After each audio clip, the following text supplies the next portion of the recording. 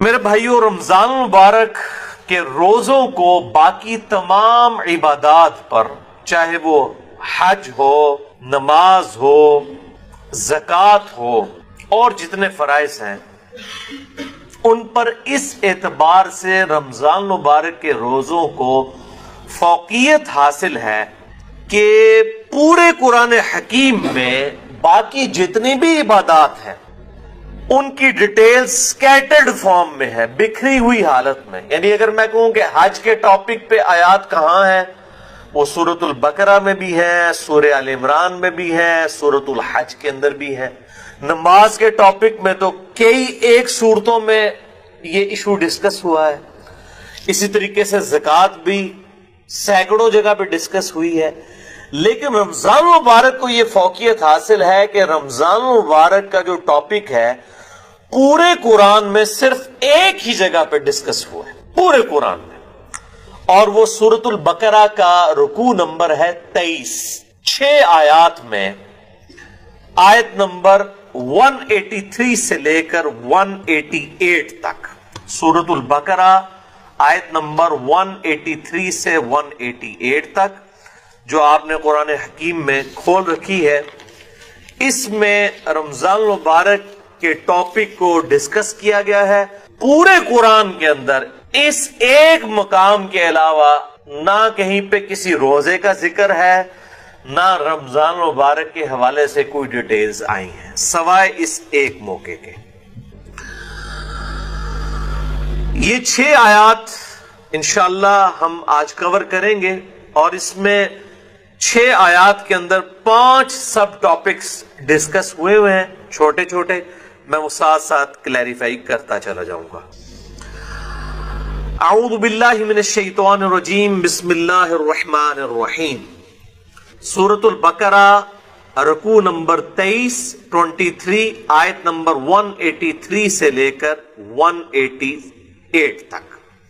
پہلے 2 آیات ہم ڈسکس کریں گے، آیت نمبر 183 اور 184، جس میں ٹاپک نمبر 1 ہے رمضان مبارک کی اہمیت اور مقصد کیا ہے اور اس کی فرضیت۔ اعوذ باللہ من الشیطان الرجیم، بسم اللہ الرحمن الرحیم۔ یا ایھا الذین آمنوا کتب علیکم الصیام، اے ایمان والو تم پر روزے فرض کیے گئے ہیں، کما کتب علی الذین من قبلکم، جیسا کہ تم سے جو پہلی امتیں گزری تھی ان پر بھی روزے فرض کیے گئے تھے۔ یہ امت محمدیہ صلی اللہ علیہ وآلہ وسلم کا خاصہ نہیں ہے، بلکہ جس طریقے سے نماز بھی اگلی امتوں پر فرض تھی، اس کے طریقے میں فرق ہو سکتا ہے، اسی طریقے سے روزے بھی اگلی امتوں پر فرض کیے گئے تھے۔ اور مقصد کیا تھا؟ لعلکم تتقون، تاکہ تم متقی بن سکو۔ تقوی کا جو روٹ ورڈ ہے عربی میں وہ ہے وقا۔ وقا کہتے ہیں عربی میں بچنے کو، یعنی جس شخص کو یہ یقین ہو کہ کسی ہستی نے میری مرضی کے بغیر مجھے پیدا کیا ہے اور وہ میرے ساتھ کچھ بھی کرنے پر قادر ہے، اس کے خوف کی وجہ سے، اس کے ڈر کی وجہ سے گناہوں سے بچنا اور فرائض پر استقامت اختیار کرنا، یہ ہے تقوی۔ اب وہ گناہ حقوق العباد سے ریلیٹڈ بھی ہو سکتے ہیں اور حقوق اللہ سے ریلیٹڈ بھی ہو سکتے ہیں، اور فرائض بھی حقوق العباد سے ریلیٹڈ بھی ہو سکتے ہیں اور حقوق اللہ سے ریلیٹڈ بھی ہو سکتے ہیں۔ سورۃ الحجرات میں واضح طور پر آیا، ان اکرمکم عند اللہ اتقاکم، بے شک تم میں اللہ تعالیٰ کے نزدیک سب سے عزت والا وہ ہے جو زیادہ متقی ہے۔ اور رمضان کا مقصد بھی تقوی ہے۔ اب مجھے ضمناً حدیث یاد آئی جو بخاری اور مسلم دونوں میں موجود ہے، کتاب النکاح چیپٹر میں یہ پہلی حدیث ہی آپ کو مل جائے گی، صحیح بخاری میں بھی، صحیح مسلم میں بھی اور مشکات میں بھی، نکاح والے چیپٹر میں، کہ آپ صلی اللہ علیہ وآلہ وسلم نے فرمایا، اے نوجوانوں کے گروہ، تم میں سے جو نکاح کی استطاعت رکھتا ہو اسے چاہیے کہ وہ نکاح کرے، یہ چیز اس کے شرمگاہ کی حفاظت میں مدد کرے گی اور نگاہوں کو نیچا رکھنے میں اس کو سپورٹیو ہوگی. اور جو نکاح کی استطاعت نہ رکھتا ہو، یعنی فائنینشلی اس کو سپورٹ نہ کر سکتا ہو ازدواجی زندگی کو، تو وہ روزے رکھ کر اپنی شہوت کو ٹھنڈا کرے. یعنی روزہ جو ہے یہ تقوی کے حصول کا ایک ذریعہ ہے. ایام معدودات، گنتی کے چند دن ہیں. یہ رمضان کا جو مہینہ ہے اور روزے ہیں. فمن کان منکم مریضا، پس جو کوئی تم میں مریض ہو، اس میں بھی ایکسیپشن دے دی کہ اگر مریض ہو، او علی سفر، یا وہ سفر میں ہو، فعدۃ من ایام اخر، تو وہ اپنی گنتی کو باقی دنوں میں پورا کر سکتا ہے. اب وہ سفر چاہے آرام دہ ہو یا غیر آرام دہ ہو، اس سے کوئی سروکار نہیں ہے. سفر میں وہ روزہ چھوڑ سکتا ہے، لیکن باقی دنوں میں گنتی پوری کرنی ہوگی. باقی اس کی ڈیٹیلز انشاءاللہ فقہی احکام و مسائل ہم اگلی نشست میں ڈسکس کریں گے.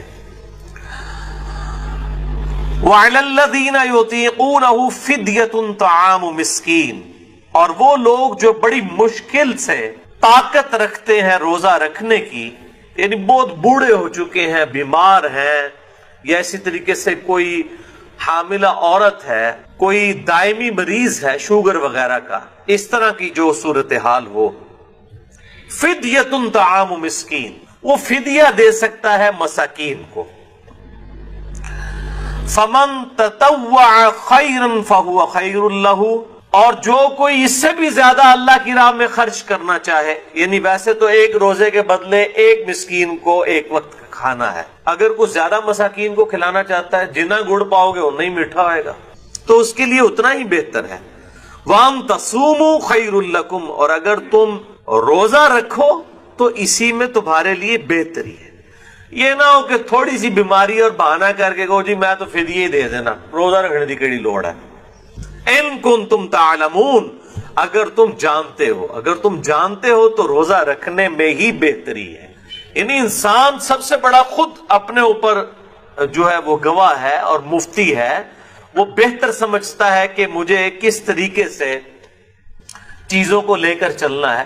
جیسے دنیاوی منفعت کے لیے وہ انسان چھوٹی چھوٹی چیزوں کا خیال رکھتا ہے، تو آخرت کے اعتبار سے بھی وہ خیال رکھے.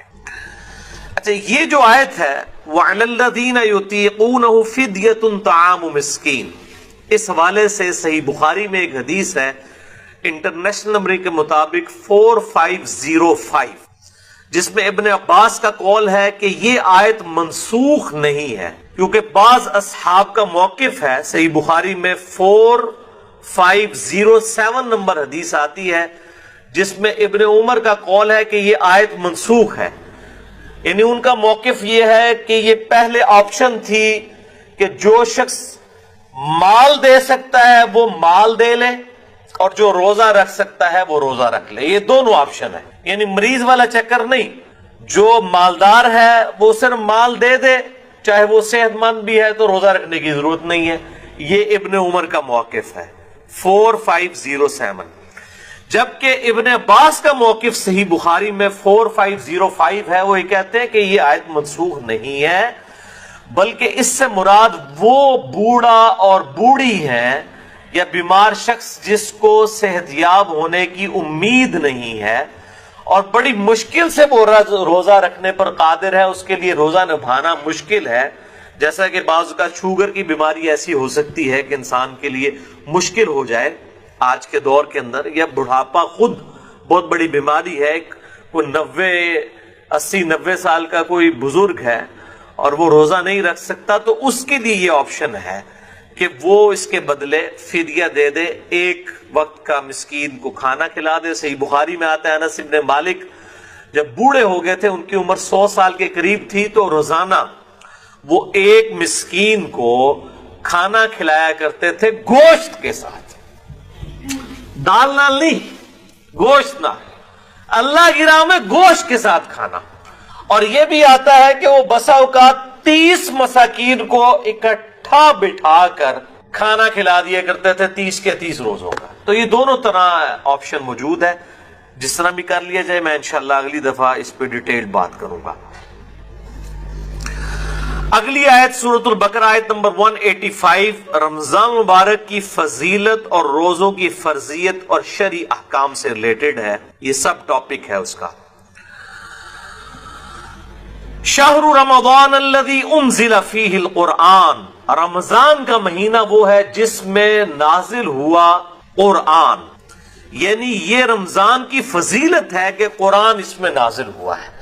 اور کب نازل ہوا؟ انا انزلناہ فی لیلۃ القدر، جس کے حوالے سے پچھلی دفعہ میری تقریباً کوئی 1 گھنٹہ 20 منٹ کی گفتگو ہے، مسئلہ نمبر نیو 44 شب برات اور شب قدر کے حوالے سے، میں آج اس کی ڈیٹیل میں نہیں جاؤں گا۔ ہدی للناس جو انسانیت کے لیے ہدایت ہے، وبینات من الہدی، اور اس میں ہدایت کے روشن دلائل موجود ہیں، والفرقان، اور حق اور باطل میں تمیز کرنے والی یہ کتاب ہے۔ یعنی اولڈ ٹیسٹمنٹ، نیو ٹیسٹمنٹ کے بعد یہ اب فائنل ٹیسٹمنٹ ہے الفرقان، حق اور باطل میں تمیز کرنے والی کتاب۔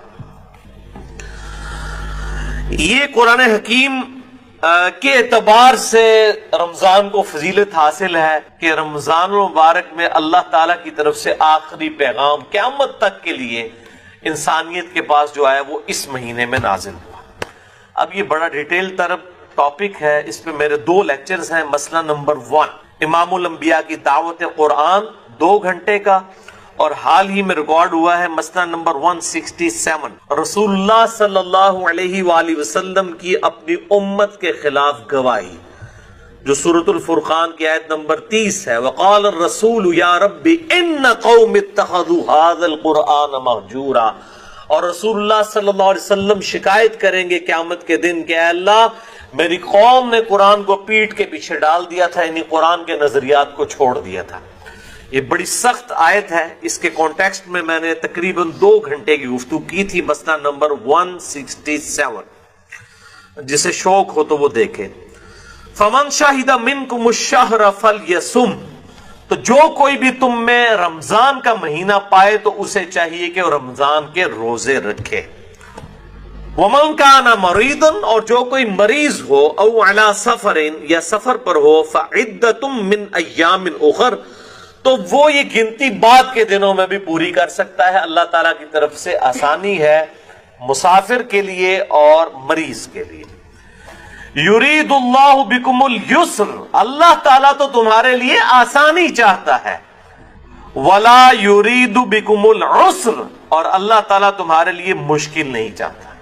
لیکن مولوی آپ کے لیے مشکل چاہتا ہے، کبھی آپ کے لیے آسانی نہیں چاہے گا۔ اور عجیب طرح کی وہ لاجک سے، وہ نہیں جی اس زمانے اتنے سفر ہوندے سن جناب، وہ گھوڑیاں ہوتے تھے، اونٹ ہوتے، بڑے مشکل سفر سن۔ آج کل تو ٹرین میں سفر ہے اور ہوائی جہاز میں، آج کل روزہ نہیں چھوڑنا چاہیے۔ بھئی یہ قیامت تک کے لیے حکم باقی ہے، اللہ تعالیٰ نے آسانی دی ہے، چاہے ٹرین میں بھی سفر ہو، جہاز میں بھی، میں نے سارے سفر کیے ہوئے ہیں۔ سفر بہرحال سفر ہوتا ہے، بڑا مشکل ہوتا ہے سفر، تو اللہ تعالیٰ کی طرف سے دی ہوئی آسانی کو چھیننے کی کوشش نہ کرے۔ بخاری اور مسلم دونوں میں حدیث ہے، لوگوں کو آسانیاں بتاؤ، خوشخبریاں دو، ان کو متنفر نہ کرو دین سے۔ وَلِتُكْمِلُوا الْعِدَّةَ، اور اللہ تو چاہتا ہے کہ بس تم گنتی پوری کر لو، یعنی یہ جو 30 یا 29 مہینے میں جو 29 یا 30 روزے ہیں، یہ گنتی پوری کر لو۔ اور ظاہر ہے 29 سے کم نہیں ہوں گے، 30 سے زیادہ نہیں ہوں گے۔ ایک شخص اب رمضان المبارک سعودیہ سے رکھ کے آیا اور یہاں پر 30 روزے ہو جاتے ہیں، وہاں ایک دن پہلے روزہ ہے، اب اس کے یہاں پہنچتے یہاں 29واں ہے اور اس کا 30واں ہے، تو اب وہ 31واں روزہ نہیں رکھے گا۔ 31واں جو اس کا روزہ ہے، یہاں کا 30واں جو پاکستان کا بن رہا ہوگا، اس دن وہ روزہ نہیں رکھے گا، لیکن عید بھی نہیں کرے گا، عید مسلمانوں کے ساتھ ہی کرے گا، باقی مسلمانوں کے ساتھ، تو روزہ وہ چھوڑ دے گا، کیونکہ گنتی پوری کرنی ہے۔ اور چاند کا مہینہ بخاری اور مسلم میں آتا ہے، یا تو 30 دن کا ہوتا ہے یا 29 کا۔ وَلِتُكَبِّرُوا اللَّهَ عَلَى مَا هَدَاكُمْ، تاکہ تم تکبیر بلند کرو اس بات پر کہ اللہ نے تمہیں ہدایت دی، وَلَعَلَّكُمْ تَشْكُرُونَ، اور تاکہ تم اللہ تعالیٰ کا شکر ادا کرو۔ اور یہ دونوں کام ہم کرتے ہیں عید الفطر کے دن۔ روزوں کی جب گنتی پوری ہوتی ہے تو عید الفطر کے دن ہم تکبیرات بھی بلند کرتے ہیں، اللہ اکبر، لا الہ الا اللہ واللہ اکبر، اللہ اکبر وللہ الحمد۔ ادھر بھی ہے نا کہ تم اس کی تکبیر بیان کرو اور شکر ادا کرو، حمد بھی کرتے ہیں ہم اس کا، تکبیر بھی بلند کرتے ہیں، اور یہ تکبیرات اہل سنت اور اہل تشیع کے درمیان کامن ہے، مسلمانوں کا اجماع ہے ان تکبیرات کے اوپر۔ عید الفطر کے موقع پر آہستہ آواز میں پڑھی جائیں گی، اور عید الاضحیٰ یعنی بڑی عید، قربانی کی عید کے موقع پر بلند آواز سے۔ اب اگلی جو آیت ہے سورۃ البقرہ آیت نمبر 186، وہ تیسرا ٹاپک ہے رمضان المبارک کی روحانی منزل کا حصول۔ یہ بہت کریٹیکل آیت ہے، اس آیت پہ کم از کم میں 5 گھنٹے بول سکتا ہوں فی البدیہہ۔ وَإِذَا سَأَلَكَ عِبَادِي عَنِّي فَإِنِّي قَرِيبٌ، اے میرے محبوب صلی اللہ علیہ وآلہ وسلم، جب میرے بندے آپ سے میرے متعلق سوال کرتے ہیں تو فرماؤ میں تمہارے بالکل قریب ہوں۔ اجیب دعوت الداعی اذا دعان، ہر پکارنے والے کی پکار کو سنتا ہوں جب وہ مجھے پکارتا ہے، لیکن شرط کیا ہے؟ فَلْيَسْتَجِيبُوا لِي وَلْيُؤْمِنُوا بِي لَعَلَّهُمْ يَرْشُدُونَ، لیکن لوگوں کو بھی چاہیے کہ وہ میرا حکم مانے اور مجھ پر ایمان لائیں جیسا کہ ایمان لانے کا حق ہے، تاکہ وہ ہدایت پا جائیں، تو رشد و ہدایت پا جائیں۔ یعنی یہ ون وے ٹریفک نہیں ہے، گاڈ کو رسپانس کریں گے پھر آگے سے رسپانس ملے گا۔ والذین جاہدوا فینا لنہدینہم سبلنا، جو لوگ ہماری راہ میں کوشش کریں گے ہم ان کے لیے اپنی راہیں کھولیں۔ یہ نہیں ہے کہ انسان جو ہے وہ کوشش کوئی نہ کرے اور پھر کہے کہ اللہ تعالیٰ میرے ساتھ وہ والا معاملہ فرمائے، نہیں۔ جب میرے بندے آپ سے میرے متعلق سوال کریں فرما دیجئے میں تمہارے بالکل قریب ہوں، ہر پکارنے والے کی پکار کو سنتا ہوں جب وہ مجھے پکارے، لیکن لوگوں کو بھی چاہیے کہ میرا حکم مانے اور مجھ پر ایمان لائیں جیسا کہ ایمان لانے کا حق ہے۔ اب یہ بڑی امپورٹنٹ آیت ہے، اس کو میں نے ڈکلیئر کیا ہے انسانیت کا میگنا کارٹا۔ 13ویں صدی عیسوی کے اندر اور بعد میں پھر 17ویں صدی عیسوی کے اندر ریوائز کیا گیا۔ میگنا کارٹا ایک آئینی چارٹر تھا جو کنگڈم تھی انگلستان کی، اس کی طرف سے کہ بادشاہ پر عوام کے کیا حقوق ہیں، اور اس میں یہ تھا کہ ہر شخص کا یہ حق ہے کہ وہ بادشاہ وقت کا دروازہ کھٹکھٹا سکتا ہے۔ اسے کہا جاتا تھا میگنا کارٹا۔ انسانیت کا میگنا کارٹا یہ ہے کہ اللہ تعالیٰ فرماتا ہے کہ ہر شخص مجھ سے رابطہ کر سکتا ہے۔ جب میرے بندے میرے متعلق اے محبوب صلی اللہ علیہ وآلہ وسلم آپ سے سوال کریں تو آپ فرمائیے میں تمہارے بالکل قریب ہوں۔ اب یہ بڑا اچھا موقع تھا کہ جب میرے بندے آپ سے میرے بارے میں پوچھیں تو آپ فرما دیجئے کہ میں عرش کے اوپر ہوں۔ یہ بھی تو کہا جا سکتا ہے۔ جس طرح آج سلفیوں کو فکر پڑ جاتی ہے جی یہ وہ قریب کہہ دیا تو وہ کہیں وہ وحدت الوجود نہ ہو جائے، فلاں نہ ہو جائے، یہ نہ، یہ تو بڑا خطرناک موقع تھا، یہاں تو یہ بات ہی نہیں کرنی چاہیے تھی۔